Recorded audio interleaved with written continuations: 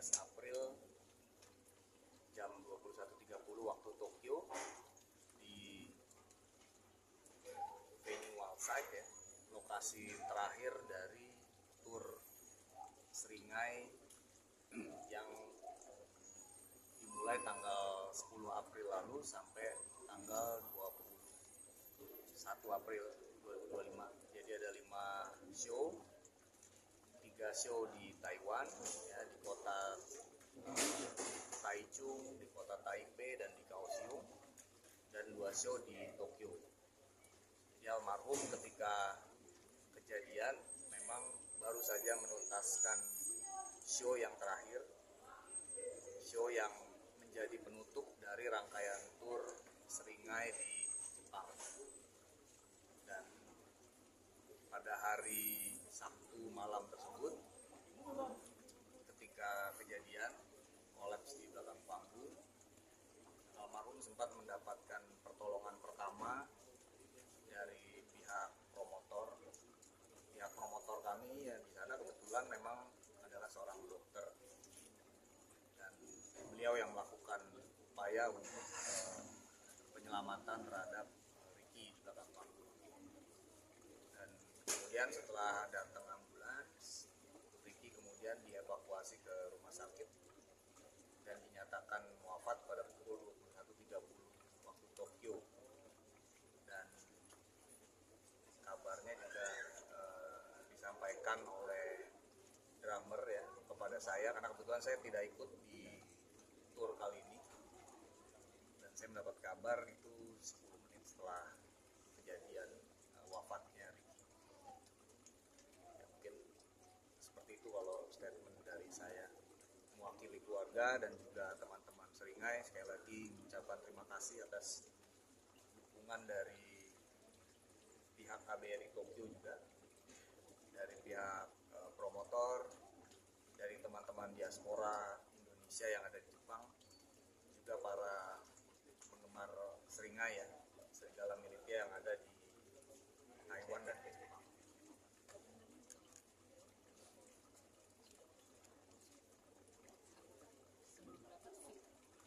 Ya, jadi memang sebelum berangkat itu tidak ada problem kesehatan. Almarhum sehat walafiat dan sangat menikmati tur kali ini. Jadi serangan ini merupakan serangan jantung yang kedua sebenarnya. Yang pertamanya itu udah lama, tahun 2014. Setelah serangan pertama itu beliau sempat menggunakan ring, ada 2 ring, dan setelah itu sih tidak ada apa-apa lagi. Makanya yang mengagetkan kemarin adalah hanya 5 menit setelah manggung situasinya masih sangat bahagia, karena mungkin teman-teman udah lihat videonya juga ya di sosial media bahwa di konser terakhir itu memang tidak ada tanda-tanda bahwa beliau kepayahan atau kecapean. Ya Ricky yang kita kenal gitu ya, selalu energik di atas panggung, selalu memberikan lebih dari 100% gitu untuk penampilan Seringai dimanapun dia berada. Dan kejadian di belakang panggung itu ya memang sangat mengagetkan dan sangat mendadak. Jadi posisinya memang tidak ada yang nyangka, semuanya terus terang dari teman-teman bandnya dan semua yang hadir di sana ya. Karena setelah kejadian itu festivalnya kan 3 hari. Yang hari pertama itu kami main di hari kedua, dan setelah Seringai tampil ya acaranya diselesaikan. Jadi semuanya fokus untuk penyelamatan ke Mas Widi sama di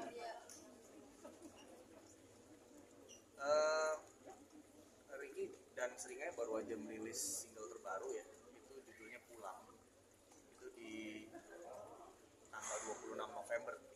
Itu single terbarunya Seringai setelah hampir 7 tahun tidak merilis album baru. Sebenarnya untuk proses tour ini, setelah tour ini rencananya akan masuk ke studio rekaman album terbaru. Untuk riwayat sakitnya sebelumnya mungkin Riwayat sakitnya itu tadi cuma ya beliau pernah kena serangan jantung di tahun 2015. Jadi ketika kemarin kolaps di Jepang, seharusnya ada prosedural otopsi ya. Tapi ketika istri datang ke sana bertemu dengan pihak kepolisian dan rumah sakit menjelaskan riwayat penyakit almarhum, akhirnya dari pihak Jepangnya sendiri, dari pihak kepolisiannya tidak oke, tidak perlu diotopsi. Makanya kepulangannya Ricky bisa lebih cepat 1 hari. Harusnya memang almarhum tiba di tanah air tuh besok hari Jumat. Selama di Jepang mungkin dirasa ditemenin sama keluarga atau mungkin personil dari Seringai, atau mungkin diserahkan ke pihak diaspora atau dari Iya, jadi kemarin ketika kejadian itu istri almarhum nyusul gitu ya, ke Tokyo, dan teman-teman Seringai itu masih stay di sana mendampingi gitu. Kecuali teman-temanku yang memang tanggal 21 April atau hari Senin kemarin udah pulang duluan bersama alat-alat band. Jadi ketika proses di kepolisian, proses dengan KBRI, dengan pihak rumah sakit itu didampingi oleh Aryan, didampingi oleh Semi, dan didampingi juga oleh Kemon. Dimakamkannya rencananya hari Sabtu jam 2 siang di San Diego Hills Memorial Park ya, di Karawang.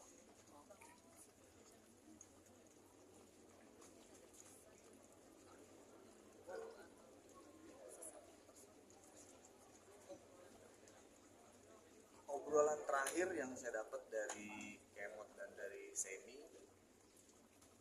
mereka sangat senang dengan show yang terakhir karena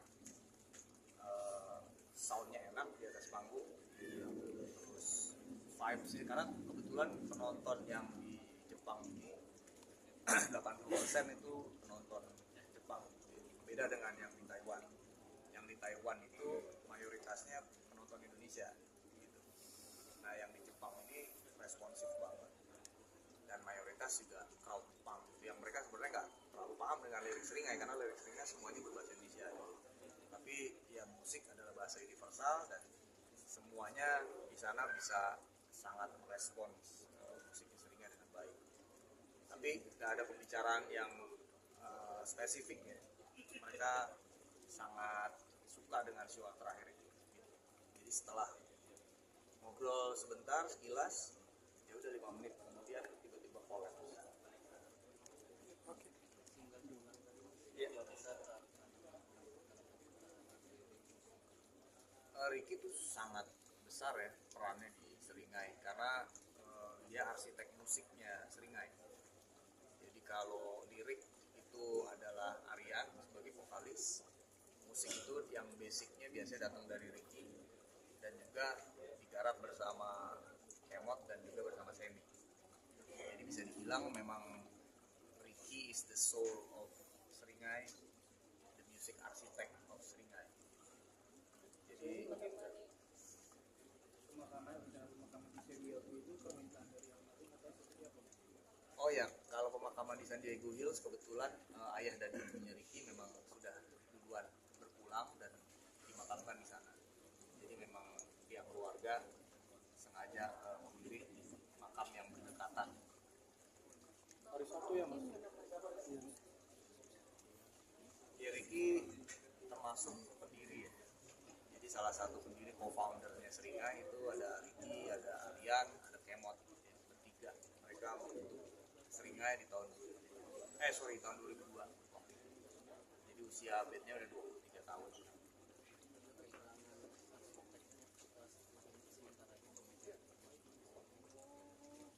Saya nggak tahu, terus terang jujur, dan saya nggak berani nanya juga ke teman-teman Seringai apa masa depannya Seringai ke depannya, karena saya menyerahkan sekarang ini masih masa bergabung, masih masa berduka, dan terlalu dini kayaknya untuk bertanya apa rencana ke depannya dari Seringai, dan saya memutuskan juga nggak akan bertanya itu ke mereka, biarkan mereka menjalani masa kedukaan ini dan kita bisa bicarakan hal yang terkait masa depan nanti.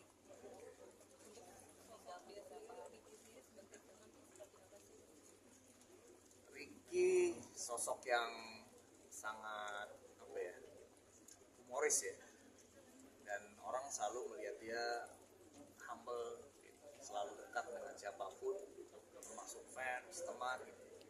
Jadi selain bersama Seringai, ya saya dengan Ricky juga dulu di majalah Rolling Stone Indonesia, kami kolega selama hampir 13 tahun.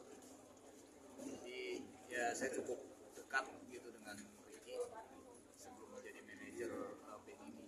Jadi orangnya doyan traktir. Kita kalau pulang dulu kantor makan siang, jalan kemana pasti dia traktir.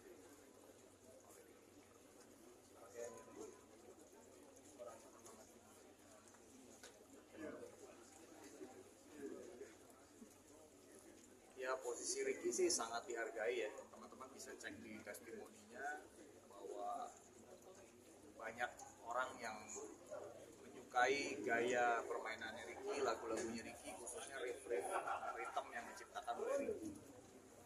Jadi dia punya signature sound yang berbeda dengan gitaris-gitaris lain, dengan karakter-karakter gitaris rock yang lainnya juga dia punya ciri khas tersendiri. Jadi menurut saya memang Ricky itu one in a million, sosok yang biasanya kan rockstar yang garang, gondrong gitu ya, tatoan banyak.